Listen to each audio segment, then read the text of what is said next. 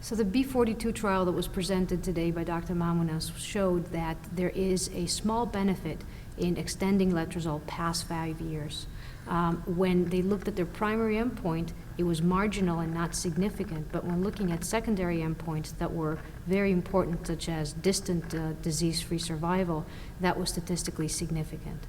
At the same time, when looking at side effects, there was no significant difference between the placebo group and the letrozole group.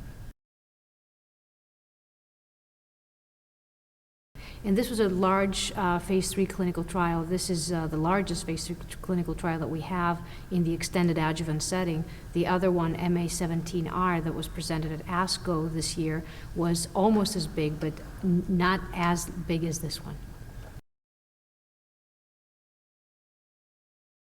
The incidence of thrombotic events did increase after the first 2.5 years. So for the first 2.5 years, there was a little bit of a decrease. And then after 2.5 years, for some reason, there was an increase. It did not reach statistical significance. So what I would say, because we have a lot of trials with aromatase inhibitors, none of them have confirmed any arterial thrombotic events, any venous thrombotic events, or any increase in cardiovascular events, I would suggest that we not pay too much attention to that signal, because all it is, it's a signal, but it's not statistically significant.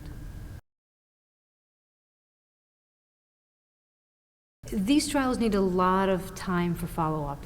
Patients that have ER-positive breast cancer who have not recurred in the first 5 years may recur 5 years later, 10 years, 15 years later, so 25 years after their diagnosis. So the more follow-up we have, the more data that we're going to get as to how efficacious this treatment is, but also what the toxicity is. It really is, and for patients, of course, initially when we talk to them, we say we'll give you something for 5 years, and then that 5 years becomes 10 years, and they don't see that light at the end of the tunnel. But really, the data with ER-positive breast cancer shows that there's as many recurrences after the first 5 years that there are before the 5 years. So we have to protect our patients for after the first 5 years. The good news as far as cost in the United States is that letrozole and the other aromatase inhibitors are generic drugs, so they're actually pretty cheap. Where we have issues with cost is our other targeted therapies that are a lot more expensive. So the cost in this treatment is really not significant. Of course, then if you're starting to talk about osteoporosis and putting patients on bisphosphonates, then you are increasing the cost. So far, that's not as alarming as other medications that we have. So this was a clinical trial. This was a study that was done on tissue of patients with breast cancer. They had the tissue available for primary tumor, but they also had pair primary and metastatic tumor. And what they did is they did a lot of fancy genetic tests to look at mutations and to look at whether these mutations were functional. Now, the mutations that they identified were mutations that we've seen in breast cancer, so they're not mutations we haven't heard about, but that's actually a good thing. So initially they found that patients' tumors evolve the same way their disease evolves, and when a tumor progresses through our treatments, it's because it builds more and more mutations. And these mutations make our drugs not work as well. So he found mutations in P53 that we know is a pretty widely mutated gene. Found mutations in ESR1, which is the estrogen receptor gene. Found mutations in PI3 kinase, retinoblastoma gene, and those are genes that, in most of them at least, we have targeted therapies against.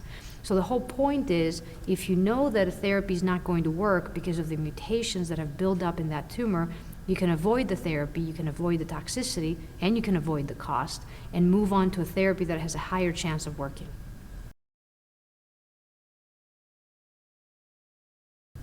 They were looking at whole exome sequencing, so they were looking pretty much at every part of the genome there is.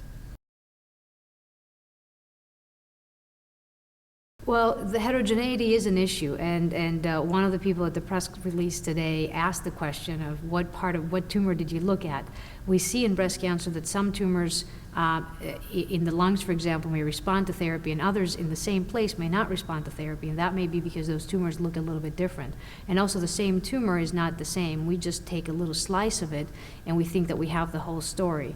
But that's the complexity of breast cancer that we're dealing with. That's why we haven't cured breast cancer in 2016.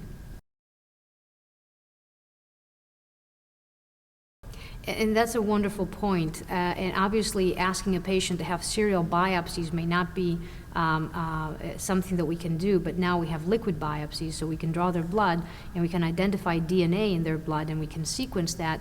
And what we know is that mutations accumulate over time.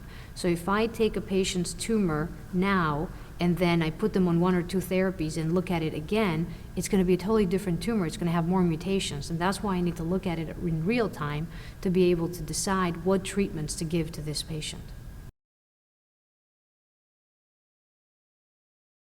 And that's where we still have a lot of work to do. So his data was very interesting in identifying the mutations and helping us work through the different targeted agents we can use. But now what we have to do is take a patient, look at their mutations, and then in real time, as we're looking at the mutation, also treat them with specific drugs and see whether our proof of concept actually works. If they have a mutation in one gene and this one drug won't be beneficial, what is? Let's avoid this one drug, but we have to give them something else, and let's see if that drug works better.